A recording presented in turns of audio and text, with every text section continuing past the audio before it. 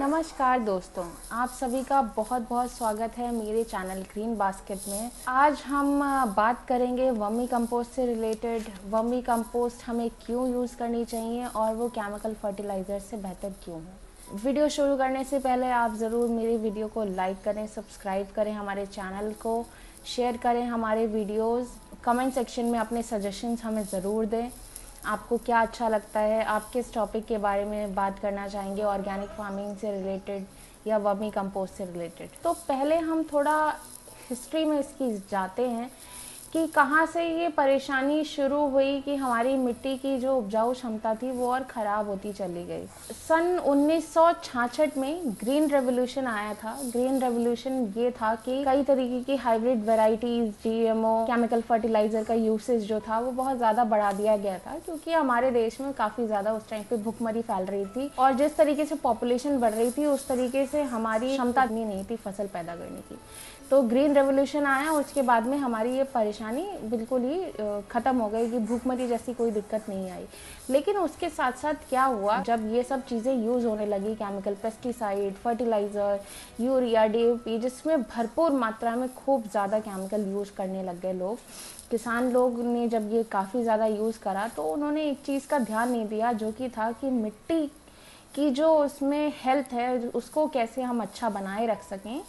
लेकिन कहते हैं ना कि अगर आप किसी से बहुत ज़्यादा उसकी ताकत छीनते रहोगे, लेते रहोगे, उसको बदले में कुछ मिलेगा नहीं, तो उसकी जो हेल्थ है वो तो ख़राब होती जाएगी ना। तो अब मैं आपको ये बताऊंगी कि जो कंपोस्ट होता है उसमें क्या क्या मिलता है, क्या क्या पाया जाता है।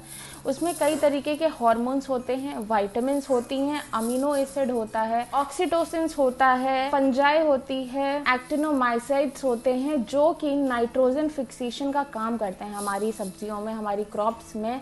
और इससे आप अनुमान लगा सकते हैं जो नाइट्रोजन फिक्सेशन का काम है, अगर ये कंपोस्ट करता है तो हमें यूरिया की क्या ज़रूरत है। तो ये सोचने वाली बात है कि अगर ये काम कंपोस्ट हमारा कर रहा है, वर्मी कंपोस्ट से हमारा ये काम हो रहा है, तो हम क्यों इतनी महंगी खादें यूज़ करें, क्यों केमिकल यूज़ करें जो कि इतना महंगा है और हमारी हेल्थ के लिए कितना ख़राब है। अब बात आती है कि सारे तरीके के न्यूट्रिशन हम कंपोस्ट में कैसे लें। मान लीजिए आपकी मिट्टी में फास्फोरस की कमी है, तो क्या करना है, आप अपने केंचुओं को फास्फोरस से युक्त घास है या कोई ऐसी क्रॉप है आपके पास में जिसमें फास्फोरस ज़्यादा मात्रा में पाया जाता है, आप वो केंचुओं को खिलाइए। तो मिट्टी है आपके, उसमें आपको लगता है कि नाइट्रोजन की कमी है, तो आप उसमें केंचुओं को ऐसी घास खिलाइए, या आपने कोई क्रॉप लगा रखी हो जिसमें नाइट्रोजन ज़्यादा होती है, आप वो खिलाइए, तो आपका नाइट्रोजन ज़्यादा निकलेगा उस कॉम्पोस्ट में। तो सोल्यूशन तो सारे हैं, बस हमें थोड़ा पहल करने की ज़रूरत है। दूसरी तरफ हम बात करते हैं वर्मी वॉश की। वो भी एक बहुत ही अच्छा सॉल्यूशन होता है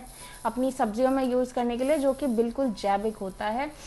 वर्मी वॉश जो होता है वो केंचुओं के ऊपर से जो पानी निकल के आता है, उसमें माइक्रोब्स होते हैं, बैक्टीरियाज होते हैं, कहते हैं टॉनिक निकल के आता है वर्मी वॉश। मैं आपको बहुत ही सिंपल तरीके से एक एग्जांपल देके समझाऊंगी कि वर्मी कंपोस्ट और केमिकल फर्टिलाइजर में क्या अंतर है और वर्मी कंपोस्ट अच्छा क्यों है। मान लीजिए आपके घर में कोई छोटा सा बच्चा है, उसको आपने कोई ऐसा टॉनिक पिला दिया कि उसकी ग्रोथ तो बढ़ती गई, वो एकदम लंबाई पकड़ गया, लेकिन जब बात दौड़ने की आई तो वो दौड़ नहीं पाया। तो ऐसा क्यों हुआ? तो ऐसा इसलिए हुआ कि उस टॉनिक ने सिर्फ फोकस किया उसकी लंबाई बढ़ाने पे, लेकिन जो उसकी पूरी तरीके से हेल्थ थी, स्वास्थ्य था, उसके लिए कोई काम उस टॉनिक ने नहीं किया।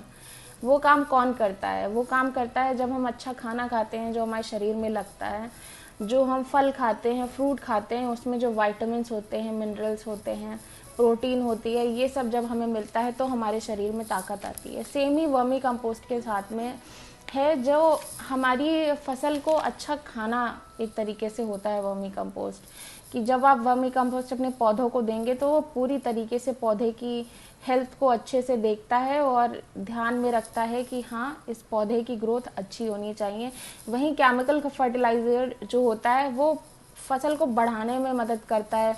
एक जहाँ पे एक मटर का दाना निकलना है, शायद 2 निकल आएंगे या थोड़े बड़े निकल आएंगे, लेकिन वो चीज़ वर्मी कंपोस्ट में भी पॉसिबल होती है। ऐसा नहीं है कि वर्मी कंपोस्ट में ये चीज़ नहीं हो सकती, अगर आप वो डालेंगे तो नहीं होगा। अगर आप मुझसे ये पूछेंगे कि क्या हम पूरी तरीके से वर्मी कंपोस्ट यूज़ कर सकते हैं अपनी फसलों में, तो तो हाँ, वर्मी कंपोस्ट पूरी तरीके से यूज़ कर सकते हैं, लेकिन उस जो मिट्टी केमिकल की बहुत आदी बन चुकी है, उसको बदलने में थोड़ा समय ज़रूर लगेगा। आपको 1, 2 या 3 साल लग सकते हैं इसको परिवर्तन लाने में। उसके लिए आप ये है कि जब आप वर्मी कंपोस्ट यूज़ करना शुरू करते हैं तो धीरे धीरे आप केमिकल को कम करना शुरू कर दें और वर्मी कंपोस्ट को बढ़ाना अपनी मिट्टी में शुरू कर दें। जितना ज़्यादा आप बढ़ाते जाएंगे आप वर्मी कंपोस्ट का डोज, उतना ज़्यादा आप केमिकल को कम करते जाएंगे।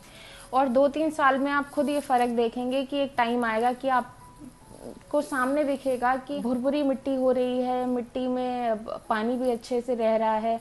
ये नहीं है कि पानी रुकने लग जाए, पानी अच्छे से रहने का मतलब है कि आपके पौधों को अच्छे से पानी मिल रहा है और केंचुओं की जो एक्टिविटी है वो बहुत ज़्यादा हो जाएगी। उसी तरफ ही जब आप केमिकल को थोड़ा कम करते जाएंगे, केमिकल को बंद कर देंगे 2-3 सालों में, जब आपकी मिट्टी अच्छी हो जाएगी तो आप देखेंगे कि आप जो वो सब्ज़ी खा रहे हैं या और लोग जो आपकी उगाई हुई सब्ज़ी या कोई और फसल खा रहे हैं, तो उससे उनकी हेल्थ भी अच्छी होगी। जिन किसान भाइयों को ये दिक्कत आती है कि उनकी मिट्टी बहुत चिकनी है, बहुत क्ले वाली सॉइल है, तो उनके लिए तो वर्मी कंपोस्ट और भी अच्छा है, क्योंकि वर्मी कंपोस्ट में जो केचुए मौजूद होते हैं वो मिट्टी को खोदते जाते हैं नीचे नीचे और ऊपर पलटते हैं। पूरे दिन में 6 बार एक केचुआ जो होता है ऊपर नीचे मिट्टी को पलटता रहता है। इससे होता ये है कि मिट्टी में आपका पानी कम टिकेगा या फिर खड़ा कम देर के लिए होगा, जिससे कि आपकी फसल खराब नहीं होगी। तो उन किसान भाइयों को मैं ज़रूर सजेस्ट करूंगी कि आप वर्मी कंपोस्ट एक बार अपनी फसल में यूज़ करके देखें, जहाँ पे आपको बहुत चिकनी मिट्टी है और दिक्कत आती है अपनी फसल को उगाने के लिए। जिन किसान भाइयों की मिट्टी बहुत ही ज़्यादा कड़क मिट्टी है या फिर बिल्कुल ही भुरभुरी नहीं है या फिर पानी है ही नहीं, एकदम बंजर होने की कगार पे आ गई है, उसमें तो वर्मी कंपोस्ट एक तरीके का वरदान साबित होता है। वो इसलिए कि जो आप वर्मी कंपोस्ट देखते हैं एकदम चाय की पत्ती का दाना बना हो, उससे होता क्या है कि आपने इतने से एरिया में 1 किलो खाद डाल दी है, तो ये मान लीजिए कि अगर वो 1 किलो खाद है वो 10 किलो पानी उस रोक लेगी। तो उससे क्या होगा कि आपने पानी डाला अपनी फसल में, वो पानी ज़्यादा दिन के लिए आपके पौधों को मिलेगा। इसका मतलब ये नहीं है कि वो पानी खड़ा हो जाएगा आपकी फसल में, नहीं, वो पानी वर्मी कंपोस्ट उसको रोक के रखेगा और आपके पौधों की जड़ों को डायरेक्टली मिलेगा। ये काम आप कभी भी केमिकल फर्टिलाइज़र में उम्मीद भी ना करें कि ये काम आप कर सकते हैं। वो तो जैसे ही धूप लगती है उड़ना चालू कर देता है और आपके पैसे भी एक तरीके से बर्बाद हो जाते हैं।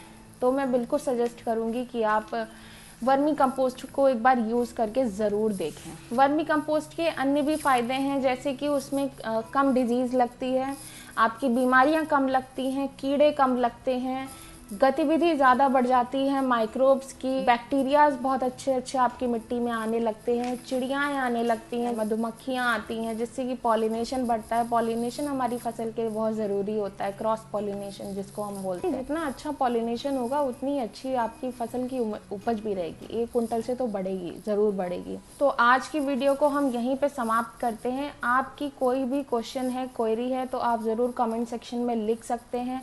आपको वर्मी कंपोस्ट से रिलेटेड कोई भी प्रोडक्ट चाहिए तो आप मुझे कांटेक्ट कर सकते हैं इस नीचे दिए हुए नंबर पे, जो कि है 9582709525।